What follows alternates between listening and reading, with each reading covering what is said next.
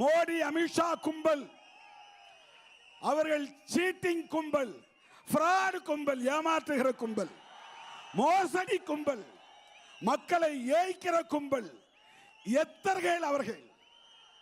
சாதியின் பெயரால், மதத்தின் பெயரால் மக்களை ஏய்த்து பிழைக்கிற மோசடி கும்பலின் கைகளில் இந்த நாடு சிக்கிக் கொண்டது. கடந்த 10 ஆண்டுகளிலே அவர்கள் என்ன சாதித்திருக்கிறார்கள்? வறுமையை ஒழித்தார்களா? வேலை வாய்ப்பு தந்தார்களா? வீட்டு மனை கொடுத்தார்களா? புதிய வீடுகளை கட்டி தந்தார்களா? விவசாயத்தை மேம்படுத்தினார்களா? கூலி வேலைக்கு உத்தரவாதம் தந்தார்களா? 10 ஆண்டுகளில் என்ன சாதித்தார்கள்?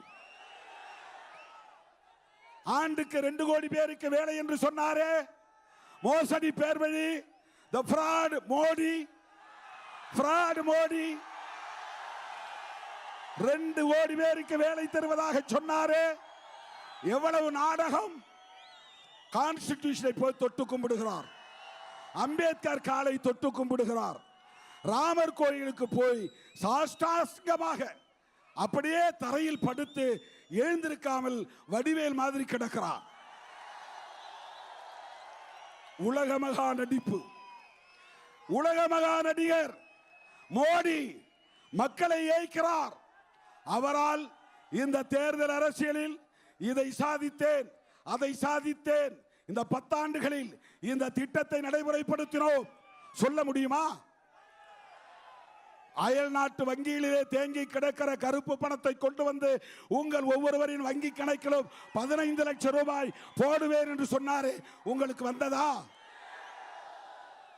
உங்கள் அனைவருக்கும் வாக்கு வங்கி இருக்கிறதா? இல்ல, வங்கி கணக்கு இருக்கிறதா இல்லையா? பேங்க் அக்கவுண்ட்ல பணம் வந்ததா? அப்படி என்றால் மோடி ஃப்ராடா இல்லையா?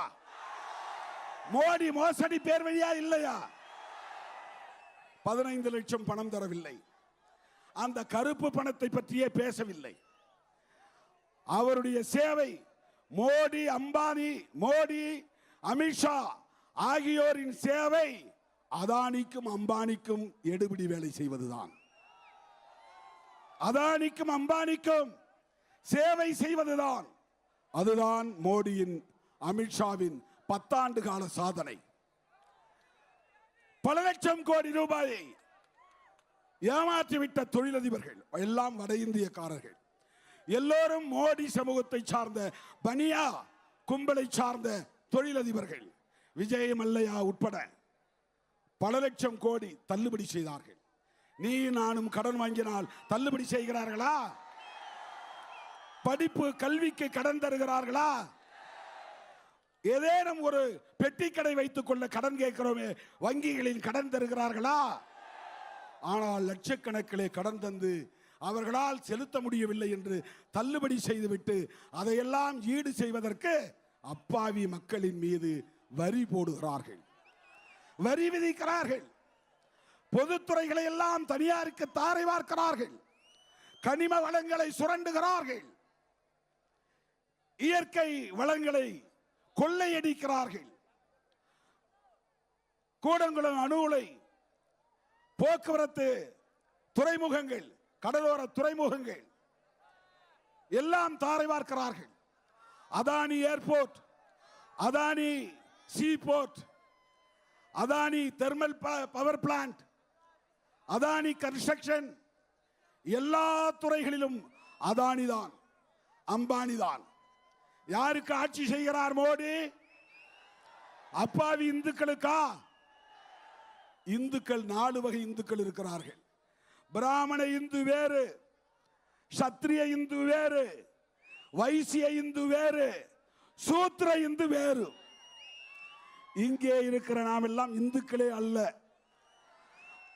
புத்தரின் வழிவந்த வம்சம் வாரிசுகள். கௌதம புத்தரின் வாரிசுகள் நாம். நாம் அவர்னாஸ். இந்துக்கள் 4 வகையான இந்துக்கள்.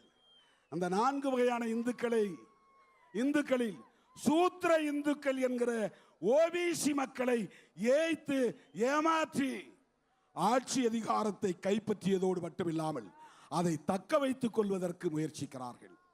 அதற்காகத்தான் ராமர் பெயரை சொல்லுகிறார்கள், ஜெய் ஸ்ரீராம் முழங்குகிறார்கள், ராமர் கோவிலை கட்டி முடிப்பதற்கு முன்னே திறக்கிறார்கள். இவையெல்லாம் திசை திருப்புகிற சதி திட்டம். யாரை ஏய்க்க? சூத்திர இந்துக்களை ஏய்க்க. நீ கல்வியை கேட்காதே, கடனுதவி கேட்காதே, மனைப்பட்டா கேட்காதே, வீடு கேட்காதே, வேலை வாய்ப்பு கேட்காதே, பொருளாதார தன்னிறைவு பற்றி பேசாதே. ஜெய் ஸ்ரீராம் சொல்லு, ஜெய் ஸ்ரீராம் சொல்லு.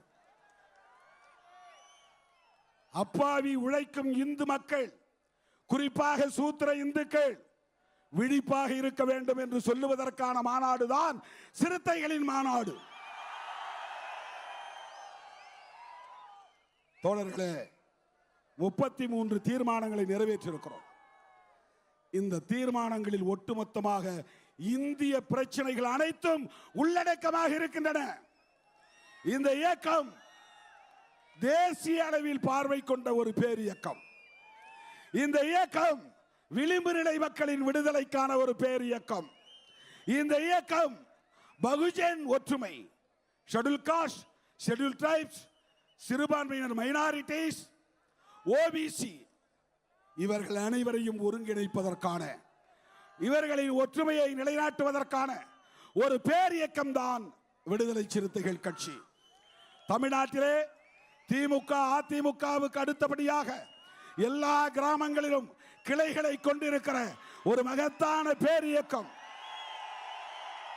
38 மாவட்டங்களில் இருந்தும் 5 லட்சத்திற்கு மேலான சிறுத்தைகள் இன்றைக்கு காவிரி நதிக்கரையிலே குழுமி இருக்கிறார்கள்.